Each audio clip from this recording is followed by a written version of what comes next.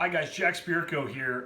As many of you know, I've embarked on a mission this year to make at least a gallon of mead a week with the 1 gallon method that I learned from Michael Jordan, aka the Bee Whisperer. And this is my slightly modified version of how I actually make my 1 gallon mead batches. You'll see a lot of similarities, but some differences. It's not really because I don't agree with the way Mike does it, it's just because I have an electric kettle and Mike has a small coffee pot. So what I did is I just a couple times timed how long it took my electric kettle to get water up to about 160, 170 degrees, about 4 minutes, 45 seconds. So I run my kettle with 1.7 liters out of the bottle into it, and I pour the balance of the water into here. I am using spring water today that came in the bottle that I'm fermenting in. I don't always do that. I do have really hard water though, so it just helps me an awful lot to use spring water a lot of times for better quality product. And today I'm not using my own honey because I only have so much of it. I'm using Nature Nate's 100% raw unfiltered honey. This is a honey I actually really like. It actually reminds me a lot of my own. It's a very dark honey. It's a mixed flower blend. I actually sent them an email asking what their bees feed on, but I haven't heard back from them yet. This is where Michael and I change up and do things a little differently. What I like to do is I'll pour about half my water into a pot that I'm going to use to make my mead. Some hot water. And I'll set the honey down in the pot like that. And that starts to actually make the honey flow really well. So it's going to pour a lot easier for me. It's going to be a lot easier to get it out of the pot. And I'll roll that around. Let's talk a little bit while that happens about the mead that I'm making today. This is my 3 Flowers blend honey. I just poured a glass of it. It hasn't actually officially been bottled yet. I'm cold crashing it right now. But this was made on December 9th, and today is this January 22nd. So about 40 days. And it is absolutely beautifully clear, and it was at 30 days. If any of you guys out there have made mead before, to finish a mead in 30 to 45 days is pretty outstanding. And I think it's the blend I've put together. I think this is one of the best meads I've ever made. It is a little bit of a bitter quality to it because of the heather that's in it. And this is actually a melomel, or a herbed mead. So all this uses is herbs and honey. The herbal mixture I'm using is what I call my 3 Flowers blend, and it's equal parts of elder, chamomile, and heather. If you want to take a look at it a little bit about what it looks like, I get all these herbs from Mountain Rose Herbs, and it's just equal parts, and I use a 1/4 cup of each in this. The first time you do it, you may want to back off on that a little bit, or more what I would tell you to do is about 7 days into it, the primary fermentation is going to be knocked down. Taste it, and if you kind of like where it is, then rack it and get it off the herbs so it doesn't go too long. So anyway, we've got the honey going good here. So now what I want to do is I do want these herbs steeped in a little bit of hot water. So I've already got my 1/4 cup of each in the bottom of the bottle. I'm going to come here with my funnel, which has just been rinsed with hot tap water. That's all the sanitizing I do when I'm making mead. And I'm going to give just enough there to wet down and start to steep that. Basically, I'm making a very strong tea right now. And then I'm going to go ahead and whatever will flow for me, I'll pour my honey and see what happens when you put that honey. And since that water was only 160 to 170 degrees, we haven't lost any of the enzymes in the honey, any of the flavor, any of the aroma. In fact, you know, it couldn't get out because it was sealed in the bottle. So let that run in there. And the only thing that actually gets kind of icked up from the honey is the funnel. And you guessed it, we'll pour the hot water through the funnel. That'll pretty much clean the funnel off for us. And what we always can do, that honey's flowing a little slow. A little shot of hot water. Straight in. And again, I just like this better than pouring the cool honey, especially if you got honey that's starting to crystallize a little bit. And if you're using raw unfiltered honey, of course, it will crystallize on you. And you see that's pouring almost like cheap syrup. That's because the temperature of it's probably up to about 110 degrees now. A little more hot water.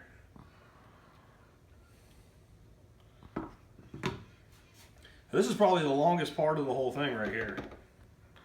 If I'm doing any kind of a fruit or something that I need to get through this funnel, or in this case when I did my herbs, the chamomile's kind of big.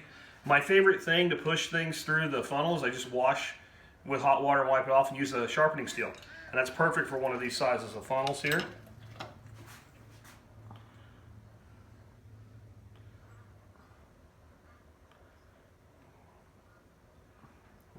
honey. Now what we'll do, just like you see Mike do with his coffee maker, and I'll put a link to one of Michael's videos for those of you who haven't seen Mike do this. Get that nice hot water in there. Give that a shake. What I'm trying to do is get as much of that honey out of that bottle as I can, and that's pretty clean right there.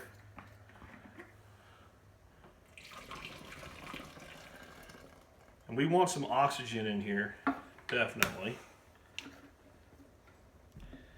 I'm going to have to step out of the camera for a minute here in a second because I forgot to get the Fermax out. I use a yeast nutrient called Fermax, and that helps to feed our honey. Think of it this way. The sugar in the honey for the yeast is like pure sugar. If you were being fed on rock candy, you would need something like a multivitamin to really do well, if that's all you were getting your calories from. So the yeast nutrient that I'm fixing to go get, and we really need it because there's no fruit in this. All Fermax, and of course it'll be hard to find now.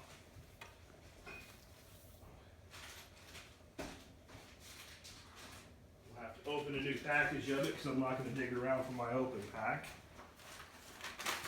This stuff right here, I'll put a link in the video notes where you can get it on Amazon, but it's just basically, think of it as vitamins for your yeast so that they're not just relying on pure sugar. They actually have some nutrient so they can do a good job. And I think that's part of why this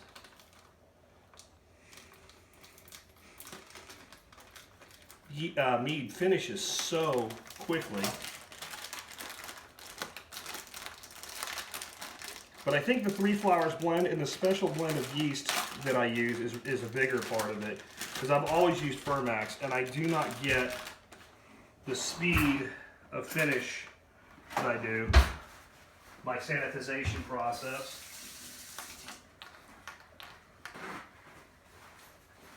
I don't like to disrupt flow. Sorry guys, I usually have everything ready to go when we do this. But we'll pop just a teaspoon of Fermax in there. And we want to clean off the funnel, get all of the honey out of it.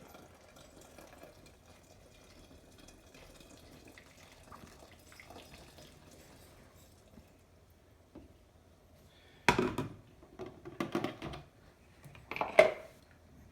the lid on the bottle.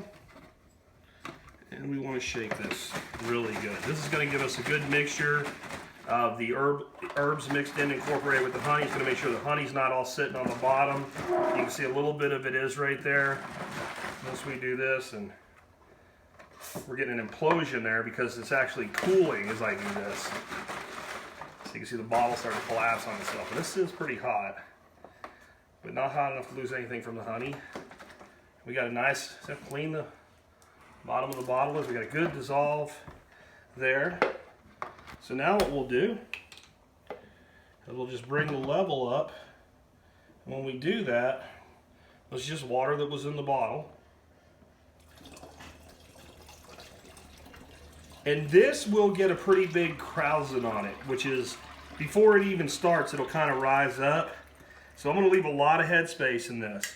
But this recipe formulated with 2.5 pounds of honey, and the amount of herbs that I've used and the yeast nutrients, plenty to make a gallon. So what we'll do is after a couple days, when it's kind of come up and drop back down, I'll take some clean water and I'll kind of top it up to about right there. But that's that. And that water that I just added was room temperature. So it's brought the temperature down, but I can tell you that when you pitch yeast, you want your yeast to go into a must that is about 90 to 100 degrees. This is warmer than that. This is a bit too warm to pitch our yeast with, so I'm not going to pitch yeast on the video. I'll do it in a little bit, but I'll kind of show you what we do. Best practice is to take this stuff, put it in a small cup, add a little bit of room temperature water, and let it rehydrate for 15 minutes. It'll rehydrate just fine in here, and it'll take up all of the nutrient and everything on with it. So all I'll do a little bit later when this temperature comes down is I'll just cut these 2 packets open. Again, this is my yeast blend I found that really makes this roll. It's Pasteur Cuvee, and Pasteur Blanc. These two together, and the Cuvee with champagne yeast from Pasteur works really well as well, the Red Star Pasteur. So these two will go into the fermenter, and for an airlock in this, and sometimes I use proper airlocks, but for this, all we're gonna do is we'll take a balloon like this, and again, we really don't need to be doing this yet because we don't have, yep, that balloon did not make it. That's a good thing about balloons. They're cheap. So we'll add, get it ready this time. We can leave that on there for right now anyway, because that'll keep any kind of stray wild yeast from getting in there. We'll let that have about 20 minutes to come down to a cooler temperature. I'll probably actually put it in the refrigerator to speed that up. The quicker we can cool it, the better. Then we'll get our yeast in it, and it'll start fermenting. And about 40 days from now, it'll look just like this. Again, if you're going to try this, you may want to cut back on my herb blend a little bit. There is a bit of a bitterness to it that I really like. I think it brings down the sweetness of the honey. Give this one a shot, and from now on, what I'm going to do each week is I'm just going to show you what mead we've made and tell you what's in it, because the process is pretty much always going to be the same. Cheers.